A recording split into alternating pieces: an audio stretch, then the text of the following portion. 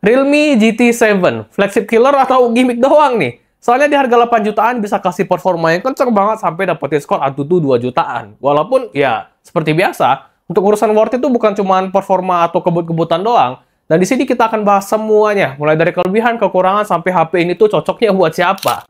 Kelebihan pertama udah pasti desain lah ya. Dengan desain kayak gini tuh gue nggak bisa komplain apa-apa, soalnya ganteng banget. Walaupun di Instagram Gadget Talk masih ada yang bilang kalau desain kayak gini tuh aneh atau rada maksa lah, dan di situ gue tambah bingung coy. Dengan desain yang kamera membulat, orang udah bilang itu desain kompor lah, desainnya maksa lah, desainnya aneh. Tapi dengan desain kayak gini juga masih dibilang aneh dan maksa, jadi gue bingung yang bener tuh gimana gitu loh. Tapi ya menurut gue ini ganteng ya, daripada kalau kita compare sama desain iPhone 16 kayak gini, ya jujur di mata gue gantengan ini sih. Tapi ya balik lagi, desain itu emang selera sih. Tapi, kalau dibilang rada mirip kompetitor, ya bener juga sih. Frame kameranya emang rada pasaran. Tapi overall untuk desain sih cakep banget ya. Warna hitamnya kalem, tapi tetap berkelas. Pas dipegang juga berasa banget mewahnya. Soalnya kali ini Realme pakai bahan grafin yang diklaim lebih kuat, tapi tetap ringan dan malah bisa bikin HP ini jadi lebih dingin. Ya, ntar kita bahas gimana.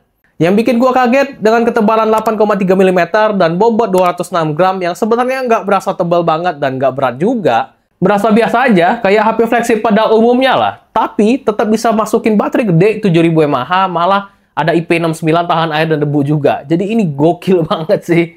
Lanjut ke bagian depan yang pastinya jadi kelebihan kedua. Layarnya. Realme masih klaim kalau HP barunya ini punya layar yang brightness-nya itu sampai 6000 nits. Yang nggak bisa gua buktiin juga sih, karena ya gua nggak punya alatnya. Mahal coy. Tapi dengan spesifikasi kayak gini, udah nggak perlu ditanya lah layarnya bagus atau enggak. Soalnya udah bisa banget manjain mata. Brightness udah pasti terang, gue pakai outdoor pun nggak ada masalah sama sekali. Terus warna gonjreng khas AMOLED dan tajam juga.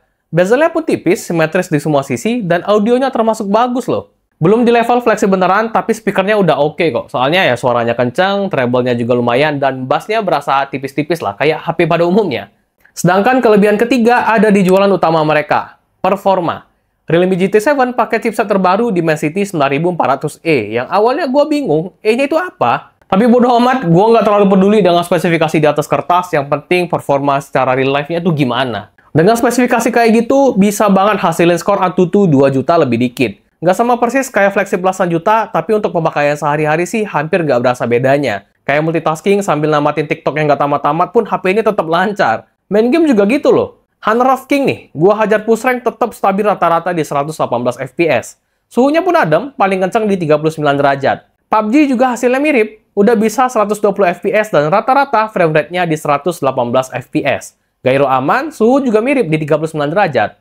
Overall, aman banget lah. Nah, yang gua kaget tuh di Genshin Impact nih. Di grafik highest 60 fps, gua kira bakalan berasa bedanya sama flagship belasan juta. Ternyata nggak berasa juga sih. Frame rate rata-rata ada di 58 fps dan gue coba mainnya sekitar 1 jam. Suhunya mentok di 42 derajat. Yang nggak bisa dibilang panas juga sih. Angen aja lah. Gokil kan? Apalagi baterainya nih. 7000 mAh coy. Emang didesain buat dihajar pusing terus-terusan kali ya. Soalnya di pemakaian gue pun yang beneran super barbar. Ya HP ini tetap bisa bertahan seharian.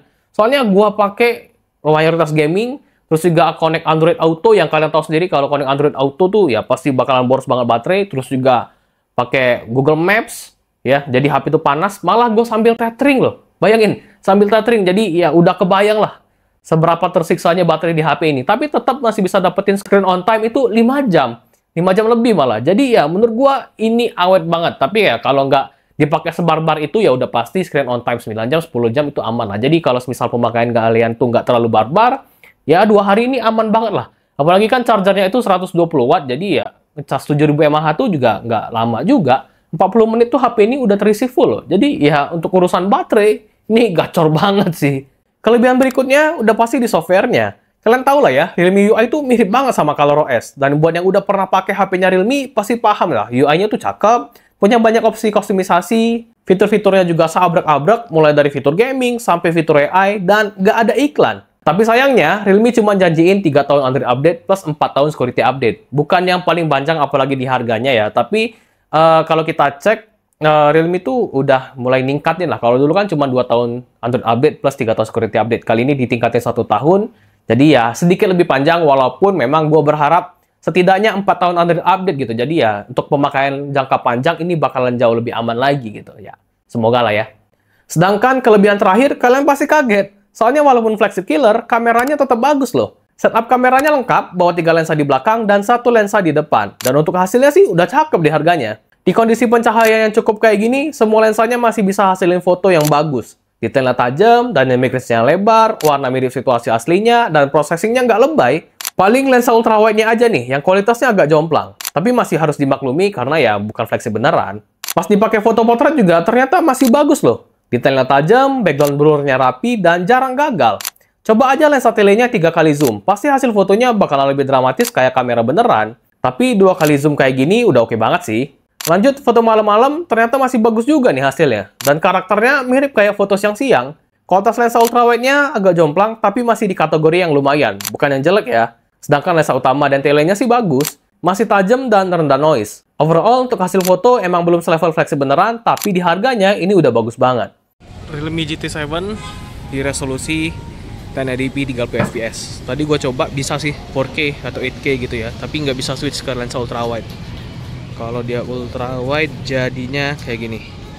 Ini nah ini ultrawide, 1 kali zoom, 2 kali zoom, dan ini 5 kali zoom. 2 kali zoom aja masih tajam ya. 2 kali zoom masih bagus, 1 kali zoomnya apalagi. Dan ini ultrawide. Ultrawide ya pasti kebanting lah ya. Dan dynamic range-nya aja jauh beda. Tapi ya kalau butuh bisa, tapi ya better di lensa utamanya. Ini bagus kok.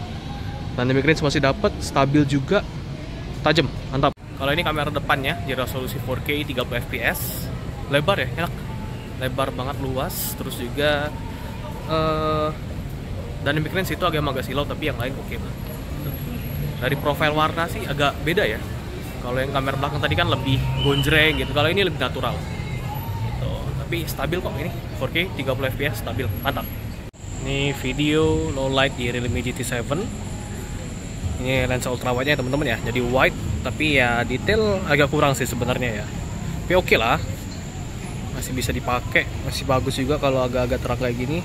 Dan ini 1 kali zoomnya beda banget. 1 kali zoomnya ini baru bagus nih. 1 kali zoomnya baru bagus. Tuh, stabil, terus juga tajam, noise juga minim loh. Oh, walaupun low light masih bagus ya.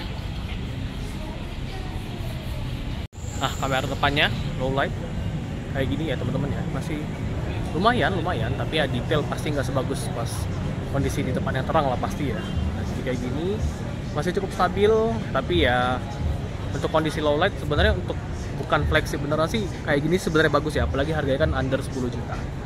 Jadi ya masih cukup stabil, detail juga masih oke, dan ya gimana menurut kalian? Oke, sekarang gua rekap mulai dari kelebihan, kekurangan, sampai HP ini tuh cocoknya buat siapa. Pertama, kelebihannya itu ada di desainnya yang ganteng, solid, mewah, terus juga layarnya bagus, kameranya juga cakep mau foto ataupun video, terus juga softwarenya ya kalian tahu sendiri, user experience-nya enak ya, Realme UI.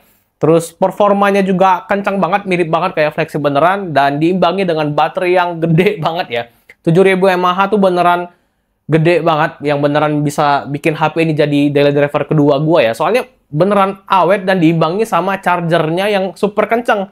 120 watt ya 40 menit doang itu full. Jadi ya beneran HP ini tuh bisa diandalin ya. Jadi bukan cuman kebut-kebutan, tapi juga battery life-nya juga bagus banget. Dan sedangkan kekurangannya ya menurut gua kayak agak minor juga sih. Kayak contohnya audio jack yang udah pasti ya dimaklumin aja kayak nggak ada audio jack. Terus juga belum ada wireless charging. Mungkin ini bisa jadi deal breaker buat sebagian orang, tapi ya paling nggak charging secara kabel ini udah kencang banget. Nggak support eSIM dan software update-nya nggak sepanjang kompetitornya. Ya menurut gua itu aja sih. Soalnya selama gua pakai Realme GT7 ini gua nggak nemu kekurangan yang benar-benar fatal sih. Ya menurut gua itu aja. Dan semisal kalian bingung ya mau beli yang mana, soalnya kan ada beberapa flagship killer nih di pasaran ya kan. Apalagi ada kompetitor yang harganya lebih murah tapi kasih performa yang mirip. Nah, menurut gua, Realme GT7 ini kasih kelebihan di sektor lain. Contohnya di kamera yang lebih bagus, terus juga di user experience-nya enak melalui software-nya yang emang enak untuk dipakai, UI-nya simple, kustomisasinya juga banyak, AI sabrek-abrek, dan nggak ada iklan ya. Menurut gua, itu sih. Dan ya, segitu aja video kali ini. Semoga bermanfaat. Kalau kalian punya pertanyaan seputar Realme GT7, komen aja di bawah. Nanti kita bisa sharing bareng-bareng. Kalau mau beli HP ini, linknya gue taruh di deskripsi. Dan kalau kalian mau support kita, boleh banget like dan subscribe. Dan ya, gue Farid.